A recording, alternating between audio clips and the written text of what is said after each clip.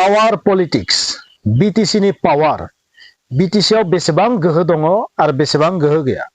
BTC नि सिफआ बेसेबां गोहो दङ बेसेबां गोहो गैया बीटीसी नि सिफआ आयेननि बेसेबां गोहो दङ आरो बेसेबां आयेननि गोहो गैया बे बाथ्राया भेरि डाउटफुल जोबोर माने गोनो गोथो मोनसे थासारि जेब्ला मोनसे गिख्रंथाव जाथाया जायो बे गिख्रंथाव जाथाया जायोब्ला जोंनि बीटीसी नि गाहाय हाग्रामा महिला बिथांनिफ्राय मोनसे बाथ्राखौ जों ओंखारबाय थानाय नुदों जे आंहा बेवहाय जेबो पावार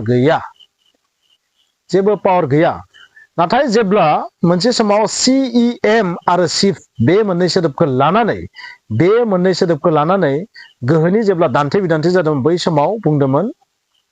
मा सीईएम चिफ माने भेरि पावरफुल सो बहुत पावर दं होननानै बुंदोंमोन नाथाय बिथाङा दिनै जेब्ला गेदेर गेदेर जाथाय जायो अब्ला बिथाङा बुङो मा बिथांनियाव पावार गैया आयेना बिनि आखायाव गैया बिथाङा बुङो आयेना बिनि आखायाव गैया नाथाय जों मिथिनायाव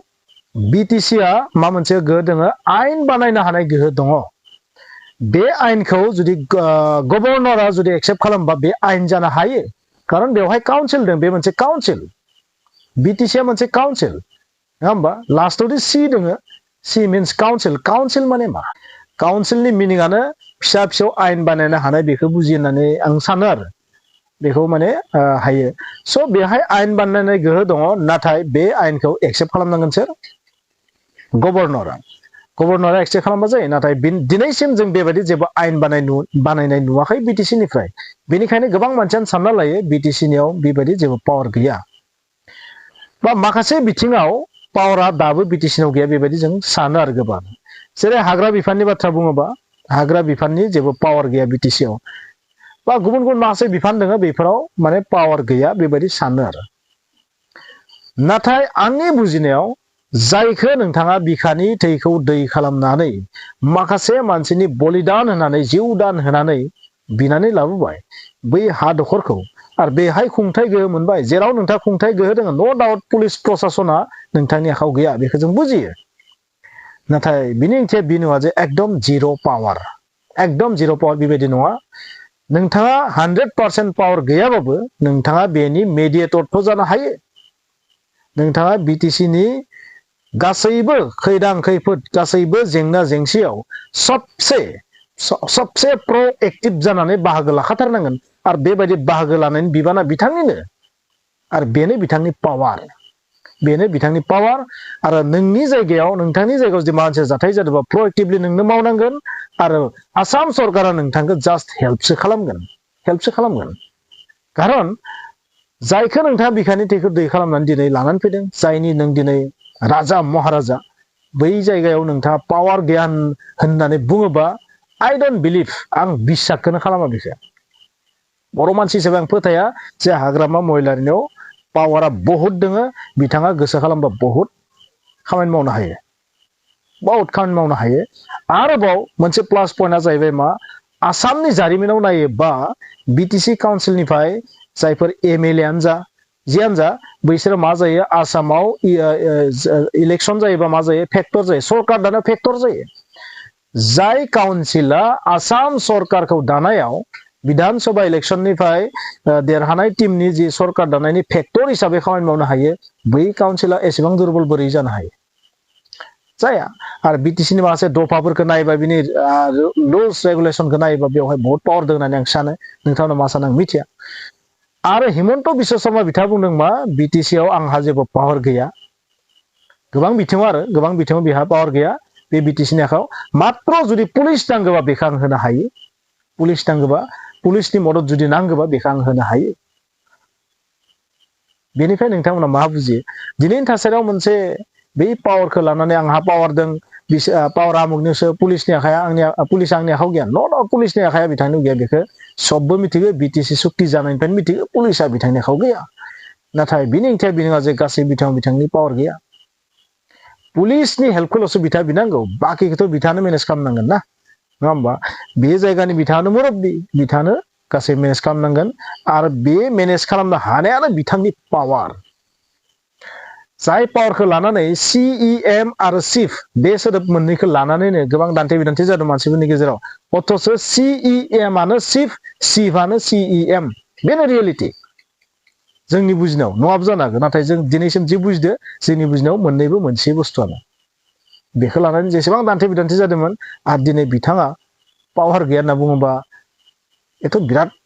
गुबुननि सिगाङाव माने गावनि दुरबलताखौ दिन्थिनाय बायदिसो नांदों आरो जानो हागौ जायनि जाउनावनो बे दुरबलताखौ नुनानै जिहेथु पावार गैया होनना मिथिगो जे पावार गैया होनना बिथाङा होनना लाबाय थायो नालाय पावार गैया नालाय जि गोसो बेखौनो मावगोन स' पावारा थानांगोन गैयाबाबो सेनानै लानांगोन पावारखौ आंनियाबाथ' बिदिसो गैयाबाबो सेनानै लानांगोन पावार गैया जुदि पावारा दुरबल जाना दंबा बेखौ स्ट्रं बानायनांगोन मा पावार गैया बिटिसि आव जि जाथाय जायो बेयाव आसाम सरकारनि जेबो आखाइ थानो मोननाय जाना बेबायदि जानांगोन सोलोंथाइनि बिथिङावनो जा साख्रिनि बिथिङावनो जा गासैयावबो पावारफोरखौ सेजोबनांगोन जों स' आयेननि गोहोआबो जोंनि आखायाव थानांगोन आरो हायोबा बिटिसिनि सरकारा जिहेतु काउन्सिल बियो बेवहाय आयेन बानायनांगौ आं बेबायदि बुंगोन आयेन बानायनांगौ बेबायदि आं बुंगोन जे फिसा फिसौ जेसेबां हायो आयेन बानायनांगौ एक्सेप्ट जायै जाया बे उननि बाथ्राया एप्रुभ जायै जाया उननि बाथ्रा नाथाय बानायनो ट्राइ खालामनांगौ बेखौसो आं बुंगोन बे जाहैबाय स' पावारनि बिथिङाव महिलारि सार बिथाङा जाय बाथ्रा बुंदों बिथाङा पावार गैया होनदों आरो दावराव देख्रेब बिथाङा बुंदों मा पावार दं होनना बुंदों हाग्रानि सायाव आरो हेमन्त बिश्व शर्मा सारा होनदों मा बिटिसिआव आंहा पावार गैया पुलिस नांगौबा आं हरनो हायो स' बिथाङा बुंदों मोनसे नाथाय जोंनि शिबा बुंदों मोनसे स' बे मोनसे पावार पलिटिक्स दा सोरखौबा दुखु मोनगोन होननानै बेबायदि बुंफ्लानानै एरायदों नामा बेबायदि नायदों सावथालफोरखौ जुदि माबा मोनसे बुङोबा सावथालफोरा दुखु मोनगोन बेनिखायनो पावार गैया होनफ्लानानै खारग'नो नागिरदों नामा बेबायदिसो नांदों जाय बिटिसिआ आसामाव सरकार दानायनि फेक्टर जायो बै बिटिसिआ एसेबां दुरबल मारना आसामाव नोंथांमोना मा सानो बेथ' जाहैबाय मोनसे गुड निउसआ जाहैबाय मा बहुत गोबावैबाबो देर हे आन्धेर नेहि ना बेबायदि आरो ना गोबाव जाबाय नाथाय खोमसि नङा स' मिथिनो मोनदों 5 लाख आरो 3 लाख रांखौ मोनमारसिगोन 100 मोननाया एमआइएल साबजेक्टआव 100 मोननाया 3 लाखखौ मोनसिगोन आरो टपार ना मा होनो बिटिसिनि टपार नामा निश्चय बिथांमोना 5 लाखखौ मोनसिगोन भेरि भेरि गुड निउस आरो बे बिथिङाव आंनि फरायसालिनिफ्राय सबसे गुड निउसआ जाहैबाय मा जोंनि फरायसालिनिफ्राय सा 7 फरायसाया बर' एमआइएलआव 100 मोननाय दङ बेबाराव स' 21 लाखस निश्चय फैसिगोन खोमा आं बेबायदि सानो माबा माबि क्राइटेरिया दंबा बेखौ मिथिया माबा माबि क्राइटेरियाथ' थानाङा बेवहाय जिहेतु क्राइटेरियानो बेनोल' जुदि एमआइएल साबजेक्टआव जिखुनु एमआइएल साबजेक्टआव 100 मोनोबा बियो मा मोनगोन बा सबसे बांसिन मार्क मोनोबा 100 सायावथ' मार्क थाया स' 100 मोनोबा एबा सबसे बांसिन मोनोबा 3 लाखै मान बान्था बा दान बान्था होनाय जागोन बेबायदि मोनसे क्राइटेरिया स' बे क्राइटेरिया हिसाबै जोंना गोरोबो स' सा 7 फरायसाया 3 लाखै मोनसिगोन बेखौ जों सानना लानो हायो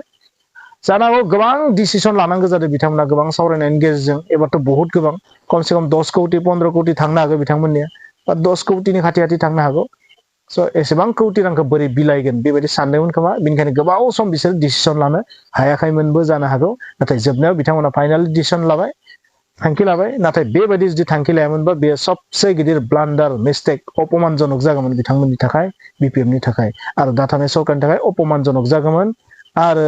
जाय कास्टम बिथाङा बेखौ फोसावदोंमोन बियो रायजोनि सिगाङाव मोखां दिन्थिनो हायै जागौमोन स' फाइनालि बिथांमोना फोसावबाय नाथाय एसेबां गोबाव खालामबाय मा जानो थाखाय एसेबां गोबाव जादों बेखौथ' मिथिला बिसोरनि पार्टिनि मेटार बियो सरकारनि मेटार स' फाइनालि मोनसिगोन होननानै जों साननानै लानो हानाय जाबाय नाथाय माब्ला मोनगोन बेसे गोबावनो मोनगोन बेखौ मिथिया जायखिजाया मोनगोन होननानै जों सानना लानो हानाय जाबाय आरो बेयो भेरि भेरि गुड स्टेप बेखौ नुनानै उननि फरायसा फरायसुलिफोराबो निश्चय एसे साहस मोनगोन बोलो मोनगोन बिसोरबो बेबायदि मोजां रिजाल्ट खालामनो थाखाय ट्राइ खालामगोन आरो बेयो बरिया गुड स्टेप होननानै आं बुंगोन बे दा थानाय सरकारनि नोंथांमोना मा सानदों नोंथांमोननि साननायखौ